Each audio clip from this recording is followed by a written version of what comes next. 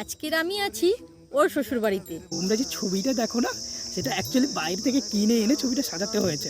নমস্কার, কেমন আছো সবাই? চিনতে পারছো না ভুলে গেছো? আগের পর্বে বলেছিলাম আমার বরের সঙ্গে আলাপ করিয়ে দেব। এই যে আজকে পাশে নিয়ে বসেছি। নমস্কার, আমি কল্যাণ। কি ভয়েসটা চিনতে পারছো? প্রতিটা ভিডিওতে কিন্তু ওরই ভয়েস আসে। হ্যাঁ, এটা ঠিক, প্রত্যেকটা ভিডিওতে আমি ভয়েস দিই। তার কারণ বেসিক্যালি ওর না সারাদিন সংসারের কাজকর্ম করে ওঠার পরে সত্যি সময় হয় না। তো আমি যেটুকু সময় ফাঁকা থাকি সেইটুকু সময়ের মধ্যে আমি চেষ্টা করি ওর প্রত্যেকটা ভিডিওতে ভয়েস দিতে, কিন্তু বাকি রান্নার কৃতিত্বটা ওর নিজেরই প্রাপ্য। বেসিক্যালি অন্যান্য ভিডিওগুলোতে আমি ক্যামেরাম্যান থাকি আর ও থাকে সামনে, আর আজকের ভিডিওতে ও হচ্ছে আমার ক্যামেরাম্যান। বেসিক্যালি আমি বলবো, মানে আড্ডাটা তোমরা আমার সঙ্গে দিচ্ছ। গত পর্বে কিন্তু আমি ছিলাম আমার শ্বশুর বাড়িতে, আজকের আমি আছি ওর শ্বশুর বাড়িতে, মানে আমার বাপের বাড়িতে।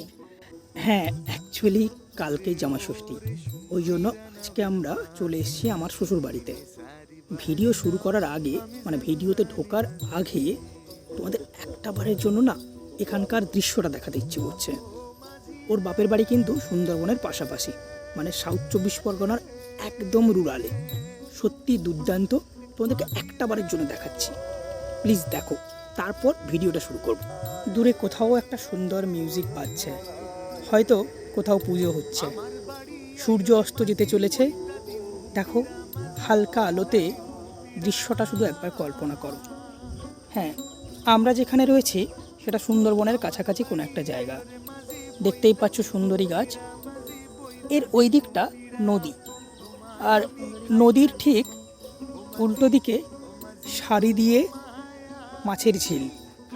যত দূর চোখ যাবে শুধু মাছের ঝিল আর ঝিল।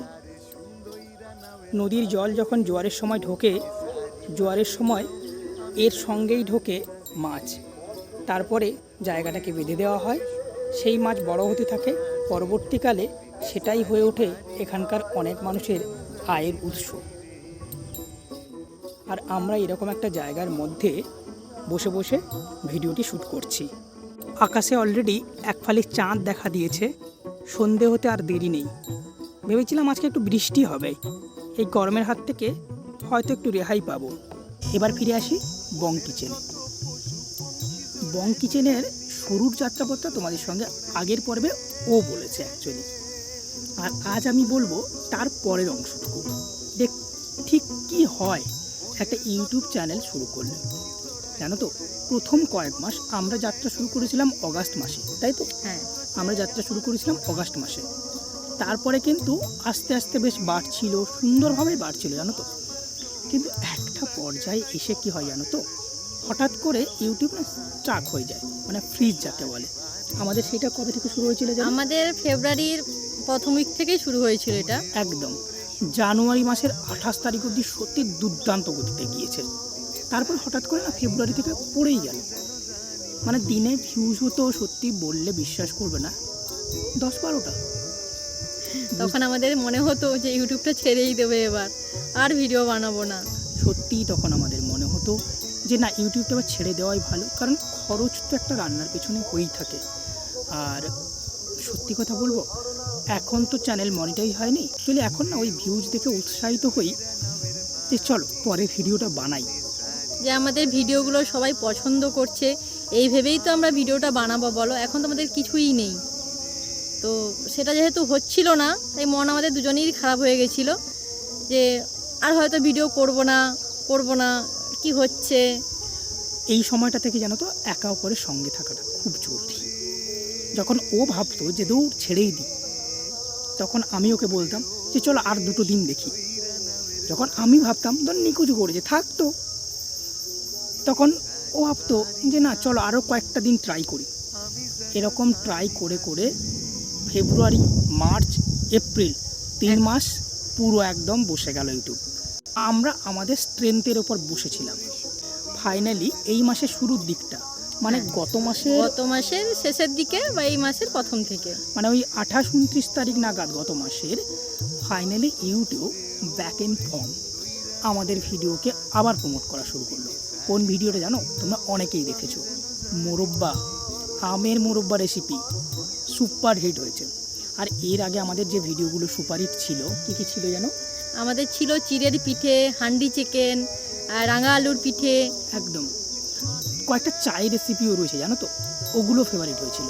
কিন্তু সত্যি কথা বলতে কখন খারাপ লাগে জানো তো, যখন আমাদের কিছু ইউনিক রেসিপি বসে যায়।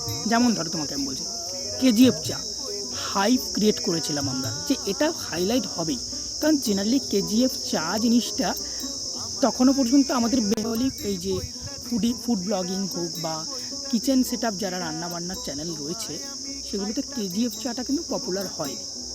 তো আমরা ভেবেছিলাম যে হয়তো এটাকে ইউটিউব প্রমোট করতে পারে। আমরা অনেক ভিডিওই ভেবেছি, নতুন নতুন বানিয়েছি যে অন্তত এই ভিডিওটা চলবে, এটা তো নতুন, ইউটিউবে খুব একটা নেই, এটা হয়তো চলবে। কিন্তু দেখলাম সেই ভিডিওগুলোই বসে যাচ্ছিল।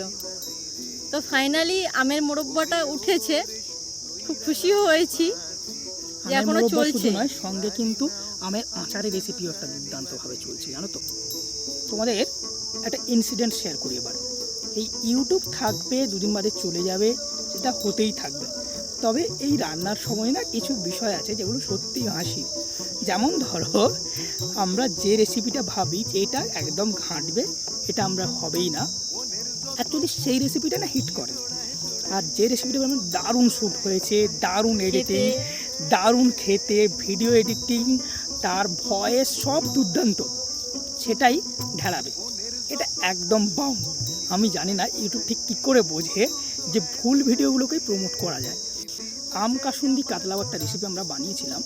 এটার অ্যাকচুয়ালি কে কোত্থেকে পেয়েছিলাম না, আনন্দবাজার পত্রিকা থেকে না, হ্যাঁ এটা আমরা পেয়েছিলাম না আনন্দবাজার পত্রিকা থেকে।